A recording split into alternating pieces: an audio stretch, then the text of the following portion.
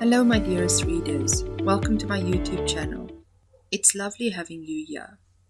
This is the companion audio series for my brand new blogger story series over on my website, author.ancwest.wordpress.com.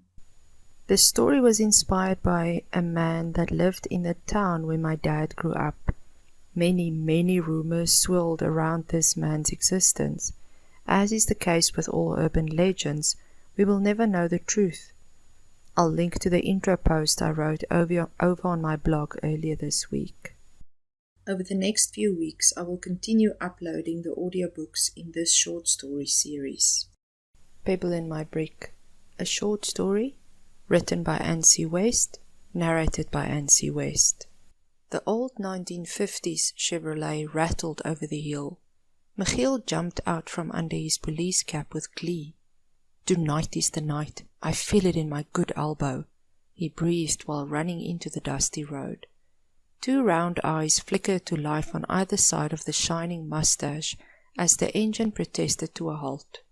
Michiel walked past the glaring lights and planted himself next to the closed window. Through the window he noticed the ringed hand motion to the driver.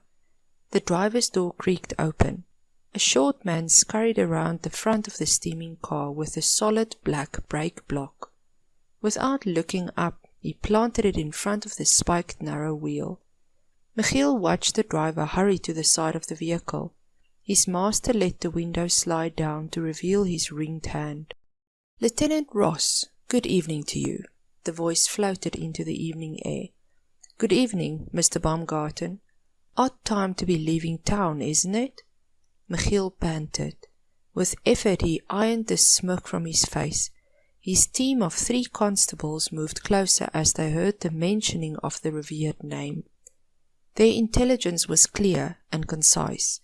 8 September 1956. A shipment of diamonds would leave Clarence for Johannesburg. Nick Baumgarten is to handle the delivery. "Oh, you know, Lieutenant, I don't tolerate the heat of day very well," the gentleman replied. Michiel looked at the velvet suit jacket. The satin cravats complemented the deep red jacket, and Michiel grimaced. They all knew the blood money he earned outside normal 8 to 5 working hours. Michiel has spent many hours watching Etzebeth's toys and gifts on the corner of Main and Church Streets. The number of customers and the sum of their purchases could never buy velvet and satin. "Mr. Baumgarten, sir, we are pursuing some criminal activity and need to search this vehicle. Please step out of the car," Michiel erupted, his graying hair rustling in the evening breeze. Nick Baumgarten smiled and motioned to his driver to open the door. The short driver scurried to obey and pulled the door with a creak open. A shiny shoe rested in the dust next to the silver tip of the cane. Nick Baumgarten folded himself out of the vehicle to his full length. He tucked his velvet jacket into place before he stepped a short distance away. Without a motion of his hand or a whisper, the short driver buzzed around the car, opening every door or hole. Michiel Ross clenched his fists. Even the driver knows the drills, humoring them before he fell in next to his master. The group of investigators flocked to the inviting car. They searched every nook and cranny. Michiel pulled the pocket knife from his pocket and flipped it open. "No, Michiel, our hands are tied," the young man said, hushed, and looked at the older man. "It is here, but where?" Michiel breathed. Jonah stopped short of stripping the engine. "It is not here, unless Mr. Baumgarten found a way of suspending a bag of diamonds in the fuel tank." The young man breathed again. Michiel straightened with a sigh. The feeling of defeat crippled him. He pressed his ailing grey hair into place before he walked to Nick Baumgarten. Mr. Baumgarten stood composed and gentlemanlike where they left him an hour before. "You are free to go, Mr. Baumgarten," Michiel breathed. The smirk stabbed through his being. It was his last chance. He hoped to kick off retirement on a triumph, but alas, The short driver buzzed around the car while Michiel followed him every step of the way. Finally he pulled the black brake block from before the wheel. The old gentleman and his driver left the lieutenant and his team in a cloud of dust. Michiel Ross looked out the window of the old age home's sunroom. The young nurse dipped the pills into his hand and he took the glass of water from her to swallow the pain pills. Even his good elbow needed the relief these days. If only he left the liquor, he might have had a good elbow left. "Mr. Ross, we have a new resident. His name is Nick Baumgarten.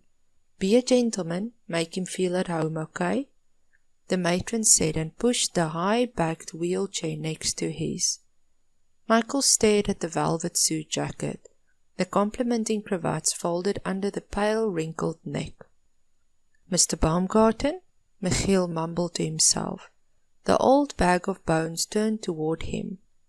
"I am Michiel Ross, used to be Lieutenant Ross," he said again, leaning closer to the velvet-clad figure. "Lieutenant Ross," Nick Baumgarten repeated. His voice was strong, and Michiel noticed a twinkle in the blue eyes. "I remember," he said and smiled. Michiel experienced a myriad of emotions and felt a determination take hold of him. "Mr. Baumgarten, it has been a good part of 2 decades ago, but I want to know." Michiel whispered toward the older man.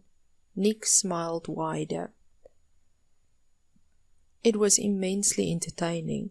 Memory seemed to dissolve the pale cover from his wrinkled face. Anger burned through Michiel's chest. "I am glad to hear it brought you so much entertainment." Michiel let regret displace all curiosity.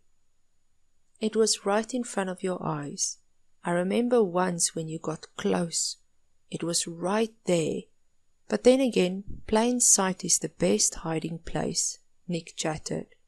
"Ask yourself, does a brand new Chevrolet really have brakes that bad?" Nick let the question hang. The end. This was Pebble in My Brick, a short story, written by Ancy West and narrated by Ancy West. Copyright Ancy West. All rights reserved. No part of this book may be reproduced, not stored in a retrieval system, stored in a database, and or published in any form or by any means, electronic, mechanical, photocopying, recording or otherwise, without the prior written consent of the author, except brief quotes used in reviews with full disclosure. Reproduction of this work without permission from the author is an infringement of its copyright. This is a work of fiction. Any similarities to persons living or dead, business establishments, events, or locales are strictly coincidental and the author's imagination. Thank you for listening. Please comment and let me know your opinion of the story. Until next time, love from my house to yours.